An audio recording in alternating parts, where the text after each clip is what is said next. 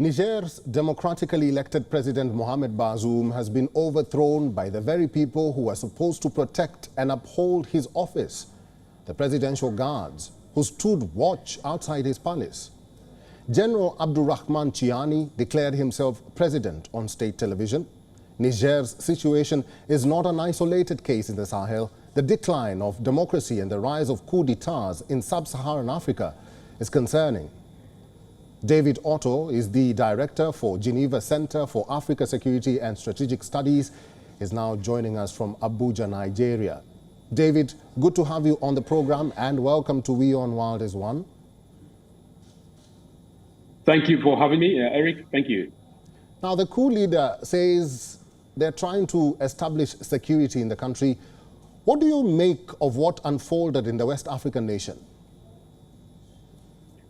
Well, Eric, as you know, Niger Republic, has experienced, this is the fifth coup, military coup that has been initiated successfully in Niger Republic since it gained its independence in 1960.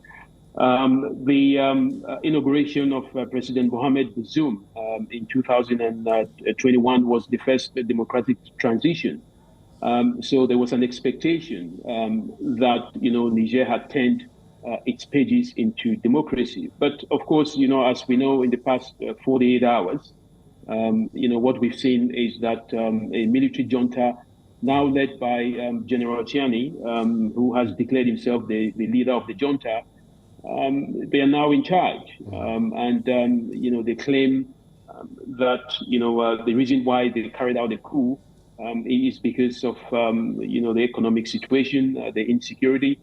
But, as you know, Eric, this is the kind of a repeat of the playbook that we've seen very recently in the case of Mali, in the case of Burkina Faso, in the case of Guinea, Conakry, but even in Sudan, where, and Chad as well, I have to add that, where, military juntas take power and then either, use excuses like economic downturn, insecurity, and issues of corruption. Right. At this point in time, this was not unexpected, because of course, strong condemnations, have now been known by military juntas as having no teeth.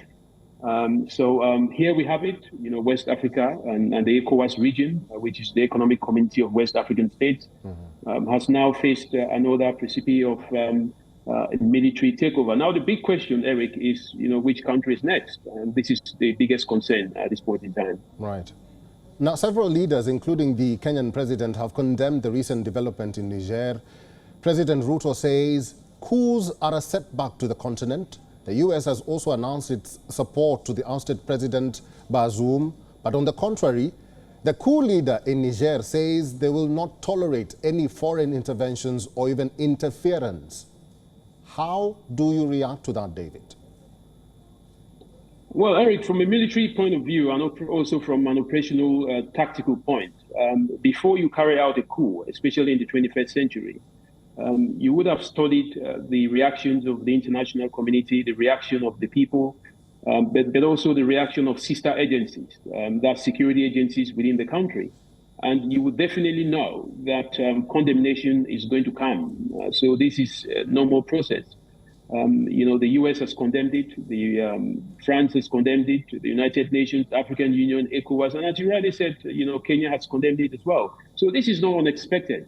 They all condemned the coups in Burkina Faso, Mali, Sudan, the one in Guinea as well. But it doesn't mean that the coup leaders will say, okay, sorry for, taking the democratically elected president, will give back power because of the condemnation. So condemnation means nothing to these military juntas. They expect that to happen. And as I earlier mentioned, even those who will support the coup silently, I expected, from a diplomatic point of view to some kind of condemn it. I mean, look at the case of Chad, for example, where President Mohamed took over from the Idriss Deby Itno Senior.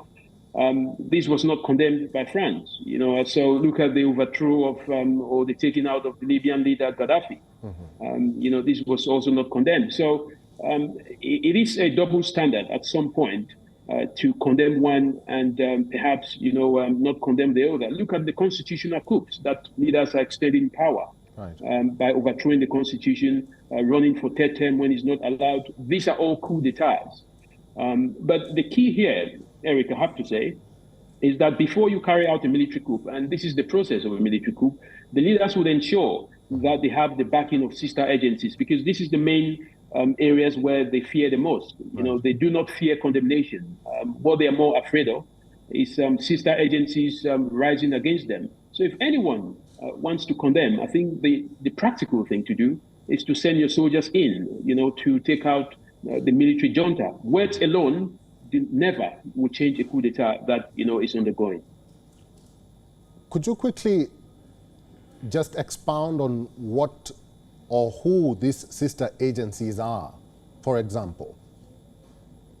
Yeah, so for example, in the case of the Niger Republic, the Presidential Guard, they are the ones who are known to have initiated the coup. And that is why, General Tchiani, who is the leader of the Presidential Guard, has taken full responsibility as leading the so-called transition in quotes, which we're still awaiting. They are the ones who secured the president, made sure that, no one had access to him.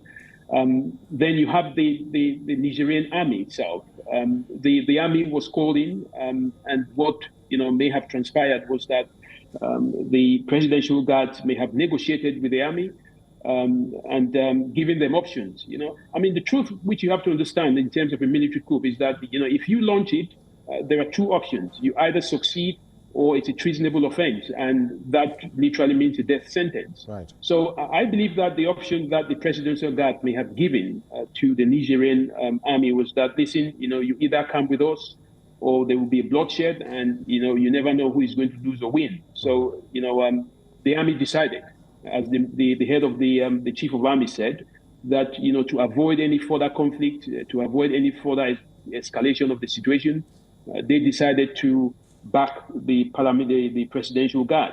You would also have the Nigerian Gendarmerie, the Air Force. You could see by the presentation of the takeover message that you had different forces there, including the Air Force, including the Army, perhaps the Gendarmerie. So all of them, have negotiated to agree that they will carry out with the coup. Usually, the police is never involved, because in Niger Republic, for example, the police is not as powerful. It cannot challenge the Presidential Guard or the Nigerian army. So normally, this is what happens. You carry out a coup once you have the backing of the most powerful sister security agencies in the country, right. Irrespective of condemnation, irrespective of what regional bodies say or do. Security within provides a bulwark for any incursions from outside. David, critics say the more the coups, the more fragile the region becomes. Do you agree? I agree. The more the coups, the more further coups. And one of the reasons why I believe very strongly that the Presidential Guard in Niger decided to launch a coup at this particular point in time. In security, we often say everything is timing and timing is everything.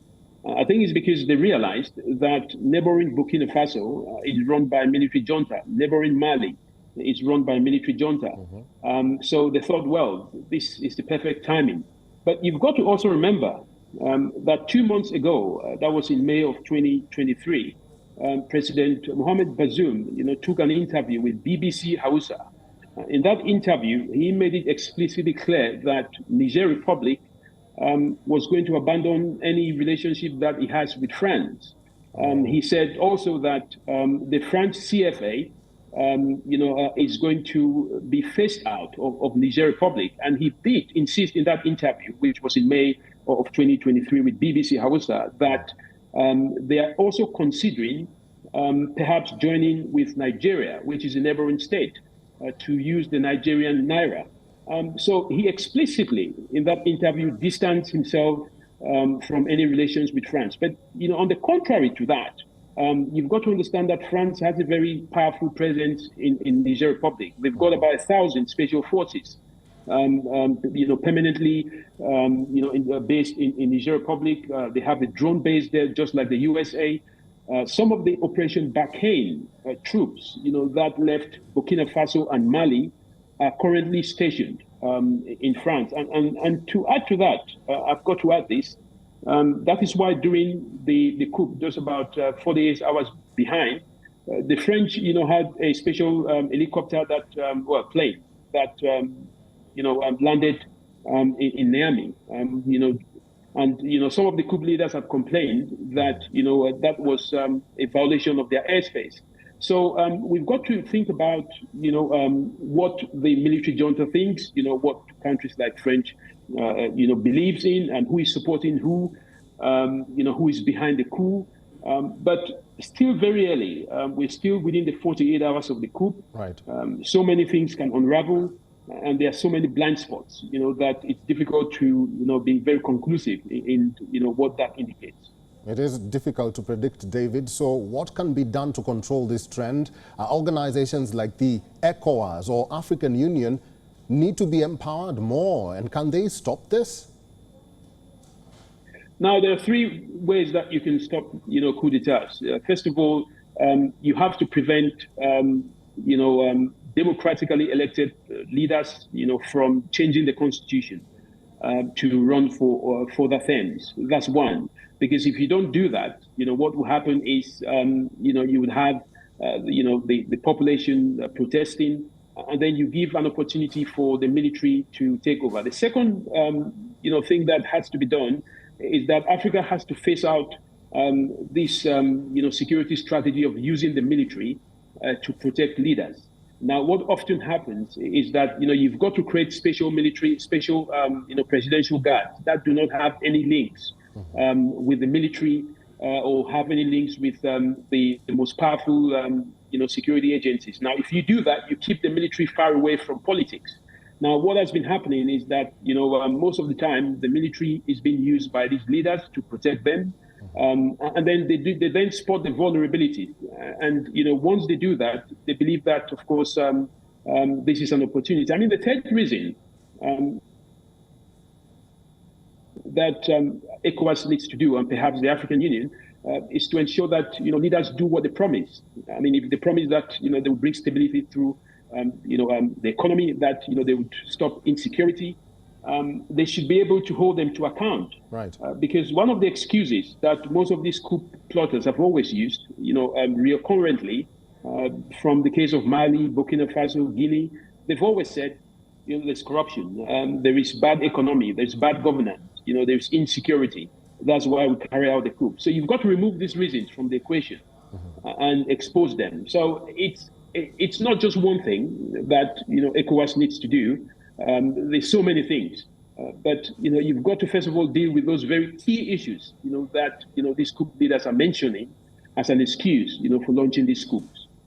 David, I want your brief responses to this next questions now. Let's talk about influence, and in this case, Russia. President Putin says that Western governments are creating the discontent in the continent.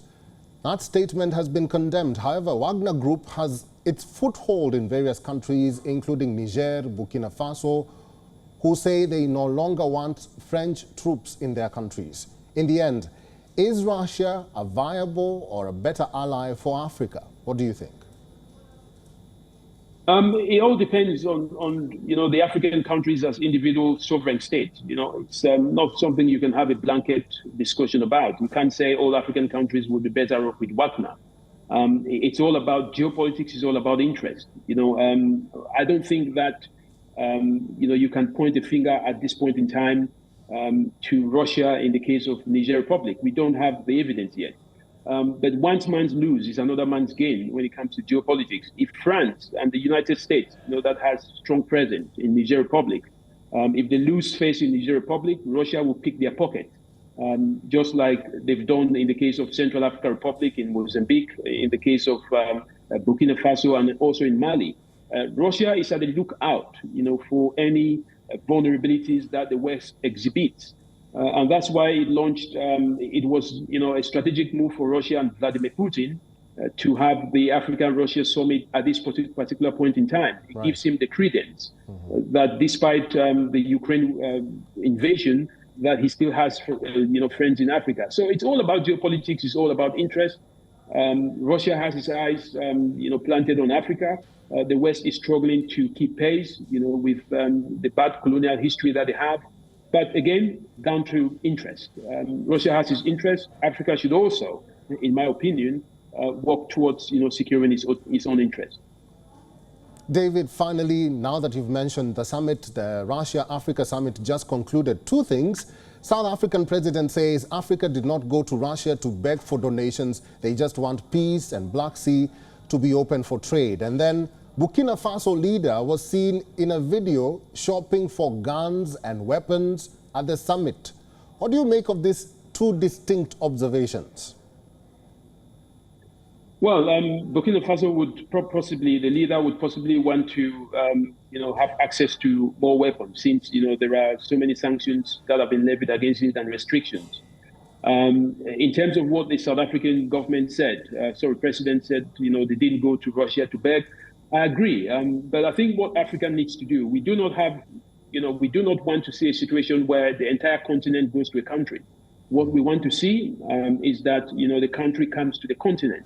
And this applies not just to the Russia-Africa summit, it applies to the US-Africa summit, the Japanese-Africa summit, the French summit, and any other summit that wants to have, the raw materials and the human resource, they want to benefit from Africa. I don't believe, and I do not encourage African countries to empty themselves into any of these countries, for the purpose of trade balance. I believe that, for Africa to accept itself in geopolitics, it has to create a common, economic forum that should be based, perhaps, in Addis Ababa under the umbrella of the African Union. This is what Africa needs to do. We have to move away, from traveling with all our leaders to one country, and especially a country like Russia that is, is experiencing any war. But I'm not picking on Russia. I'm picking on any other country, including the US or Japan, that is organizing a conference, inviting all the African leaders. But again, it's down to the African leaders to make this decision. And this is the time for them to make that decision. It's all about interest. Geopolitics, does not mean permanent friends or permanent enemies. All right, David Otto, Director for Geneva Centre for Africa Security and Strategic Studies, thank you very much for talking to WION World is One today. Thank you for having me.